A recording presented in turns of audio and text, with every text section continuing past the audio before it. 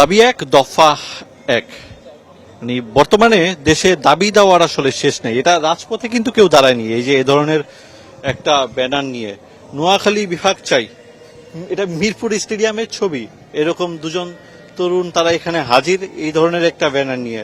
হঠাৎ করে মাঠে নোয়াখালী বিভাগ চাই, এখানে তো ধরেন আপনার খেলোয়াড়দেরই থাকার কথা ছিল যে 4 থাকবে 6 থাকবে, কোনো ক্রিকেটারদের নাম থাকবে, এইসব থাকবে, এটা কেন হুট করে, কে বলবে? আসলে বর্তমানে বাংলাদেশের ওয়ানডে ম্যাচে ওডিআই ম্যাচে কোনো ম্যানে এরকম ফর্মে নেই যে যাদেরকে আমরা ভালোবেসে প্লেকেট বানিয়ে আনবো, ওই কারণে আমরা ওইটা করি নাই। নোয়াখালী ফর্মে নোয়াখালী ফর্মে না, ঠিক আছে, ঠিক আছে, নোয়াখালী ফর্মে আছে ভাই। নোয়াখালী এখন বর্তমানে বাংলাদেশের সবচেয়ে ধনী জেলা, আর রেমিটেন্সের ক্ষেত্রে আগে তাদেরকে নোয়াখালীতে আলেম ওলামা অনেক আছে, ওই কারণে নোয়াখালী এগিয়ে আছে। এটা আমাদের জেলা যদি আমাদের মনে করেন বিভাগ হয়, এটা আমাদের গর্বের বিষয়, আমাদের এটা গর্বের বিষয়, ভাই বললাম, বুঝছেন? তো দেখা গেছে নোয়াখালী বিভাগ, আমরা ডক্টর ইউনূসের কাছে আমাদের একটাই দাবি, আমরা নোয়াখালী বিভাগ চাই। এবং নোয়াখালীর প্রত্যেকটা মানুষ, আপনারা হয়তো খবরের টিভিতে যেখানে সেখানে দেখতেছেন এখন বর্তমানে নোয়াখালী বিভাগ নিয়ে খুব একটা ইয়ে চলতেছে।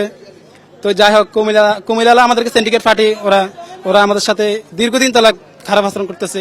মানে কুমিল্লার মানুষ হয়তো আমরা তাদের রোডে দিয়ে যাই, বিশ্ব রোড দিয়ে যায়, বিশ্ব রোডটার কারণ না, এটা সরকার করে দিছে।